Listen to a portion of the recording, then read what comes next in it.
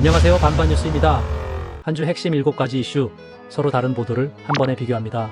첫 번째, 옥중 추석 인사, 전원의 의미를 재판 맥락으로 읽고 수감 현황으로 정리합니다. 김건희 씨가 옥중에서 첫 추석 인사를 전하며 여러분의 편지와 응원이 없었다면 어두운 터널을 버티지 못했을 것이라고 말했습니다. 이 메시지는 변호인이 접견 뒤 SNS에 올린 전원으로 공개됐습니다. 오마이뉴스는 같은 인사 내용과 함께 혐의 구성을 다시 상기시킵니다. 구속 이후 첫 재판 출석과 법정에서의 전면 부인 입장도 함께 전합니다. 즉 인사 메시지를 재판 맥락 속에서 해석하도록 구성했습니다. 반면 MBN은 인사 메시지의 문구 자체와 공개 경로를 간결하게 전합니다. 아울러 8월 12일 구속과 서울 남부구치소 수감 등 현재 상태를 짧게 요약합니다. 즉 메시지와 수감 현황을 깔끔하게 정리하는 방식입니다. 정리하면 오마이뉴스는 메시지와 혐의 공판 맥락을, MBN은 메시지와 수감 현황을 전면에 둡니다. 둘째, 예능 촬영 공방, 의혹 타임라인을 제기하고 일정 근거로 반박합니다. 국가정보자원관리원 화재 때 대통령이 예능을 찍었다는 말이 나왔습니다. 주진우 의원은 화재 뒤 이틀 동안 대통령이 회의나 현장 방문을 하지 않았다고 했고 촬영 날짜 공개를 요구했습니다. 한겨레는 대통령실이 그 주장을 사실이 아니라고 했다고 전합니다. 화재가 난 날 대통령은 귀국 비행기 안에 있었고 다음날 밤새 보고를 받았다고 설명했다고 전합니다. 이틀 뒤에는 비상대책회의와 정부청사 회의를 직접 주재해 대응했다고 덧붙였다고 전합니다. 오마이뉴스는 주진우 의원의 문제 제기를 시간순으로 소개합니다. 예능 예고편을 근거로 촬영 시점을 의심했고 촬영 날짜 공개를 요구했다고 전합니다. 이후 대통령실의 설명이 나왔고 의원의 추가 요구가 이어졌다고 정리합니다. 정리하면 한겨레는 대통령실의 일정과 대응을 근거로 반박 내용을 강조합니다. 오마이뉴스는 의문 제기와 설명이 이어진 과정을 차례로 보여줍니다. 셋째, 이진숙 석방 후 여권은 공세를 이어가고 다른 보도는 여야 대비와 법원 판단을 묻습니다. 이진숙 전 방송통신위원장이 체포적부심 뒤 석방되자 두 언론은 무엇을 다르게 전했을까요? 오마이뉴스는 국민의힘의 공세 메시지를 중심에 둡니다. 당대표가 미친 나라를 바로잡아야 한다고 했고 지도부는 정치 보복을 끝까지 추적하겠다고 밝혔다고 전합니다. 다음 날에도 정치 보복 체포였다는 논평이 이어졌고 민주당은 이번 결정을 상식에 맞지 않는다고 비판했다고 덧붙입니다. 경향신문은 여야의 상반된 반응을 함께 묶어 보여줍니다. 민주당은 법원이 수사기관을 가해자로 만들었다며 법원 판단을 강하게 비판했다고 전합니다. 국민의힘은 정권의 정치 보복이 무너졌다고 평가하며 경찰의 적법성 소명을 요구했다고 소개합니다. 아울러 법원이 석방을 결정하면서도 수사 필요성은 전면 부정하지 않았다는 판단 여지도 판단을 전합니다.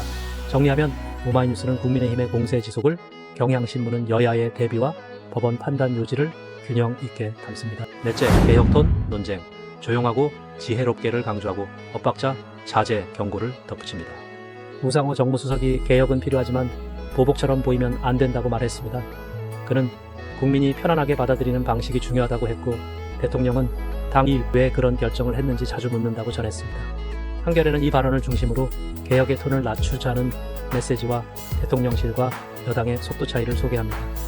또 비상대책회의와 인사 논란 등 최근 이슈에 대한 입장 정리가 있었다고 전합니다. 핵심은 시끄럽지 않게 개혁하자는 방향입니다. 반면 조선일보는 박지원 의원의 반응에 초점을 맞춥니다. 박 의원은 엇박자는 내부에서 조정하라며 공개 발언은 국민을 불안하게 한다고 지적합니다. 또 당정 협의 틀을 들어 비공개 조정을 강조합니다. 정리하면 한겨레는 개혁의 방식과 메시지 관리를, 조선일보는 조직 운영과 기강을 강조합니다. 다섯째, 허위글 송치, 사실관계를 확인하고 시점 표현 공개 경위를 보탭니다. 대선 때 이재명 두 아들 군면제라는 글을 올렸던 이수정 당협위원장, 두 언론은 이 소식을 어떻게 전했을까요? 오마이뉴스는 경찰이 지난달 23일 검찰에 송치했다고 확인합니다. 문제의 글은 사실이 아니었고 두 아들은 군 복무를 마쳤다고 분명히 적습니다. 이수정 위원장이 글을 올렸다가 곧 삭제하고 사과했다는 해명도 함께 전합니다. 한겨레는 사전투표 전날에 글이 올라왔다는 시점을 강조합니다. 이미지 안에 자극적인 문구가 있었다는 점을 구체적으로 설명합니다. 민주당의 고발을 대리한 변호사의 게시글로 송치 사실이 뒤늦게 알려졌다는 배경을 덧붙입니다. 정리하면 오마이뉴스는 송치와 사실관계를 간결히 확인해주고 한겨레는 언제 어떤 표현이었고 어떻게 알려졌는지를 자세히 보여줍니다. 여섯째, 이스라엘 남포, 정부의 외교 총동원을 앞세우고 탑승자 절차 정보를 채웁니다. 이스라엘군이 9호 선박을 납포했고 한국인 한 명이 타고 있었다고 합니다. 두 언론은 무엇을 다르게 보여줬을까요? 한겨레는 대통령이 외교 역량을 최대 투입하라고 지시했다는 점을 전면에 둡니다. 보고 시점, 지시 내용, 안전 확보, 신속 석방, 조기 귀국이라는 목표를 분명히 정리합니다. 또 선박이 9호 연합 소속이고 공해상에서 납포됐다는 맥락을 덧붙입니다. 조선일보는 탑승자 정보와 현장 설명을 더합니다. 한국인 탑승자가 20대 여성이라는 점, 이스라엘 측이 안전 이송 후 추방 예정이라고 밝힌 내용을 소개합니다. 우리 정부가 지속 협의로 석방을 요청한다는 입장도 함께 전합니다. 정리하면 한겨레는 정부의 지시와 대응 흐름을, 조선일보는 탑승자 절차 현장 정보를 강조합니다. 마지막, 윤 전 대통령 2차 공판, 법정에 즉시 판단 진행을 짓고 쟁점과 경과를 확장합니다.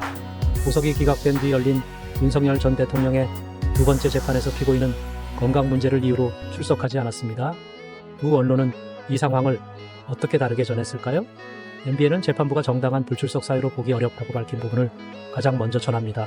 법원은 피고인 없이 증인부터 듣는 방식으로 절차를 진행했고 다음 기일에는 무출석 재판 가능성을 검토하겠다고 했다고 보도합니다. 특검이 선택적 출석은 재판을 방해한다며 구인영장 등 단호한 조치를 요청했다는 점도 강조합니다. 오마이뉴스는 같은 판단을 전하면서 특검의 비판 논리를 더 상세히 전합니다. 또 특검법 위헌, 재청 신청 같은 쟁점과 최근 일정의 흐름을 덧붙입니다. 첫 공판에는 피고인이 직접 출석했지만 보석이 기각된 이후 열린 재판에는 다시 불출석했다는 경과도 정리합니다. 정리하면 MBN은 법정이 당장 어떻게 움직였는지를, 오마이뉴스는 법정 밖 논쟁과 배경 설명을 넓게 보여줍니다. 7가지 이슈를 빠르게 훑어봤습니다. 어디가 더 설득력 있었나요? 댓글, 구독, 좋아요 부탁드립니다.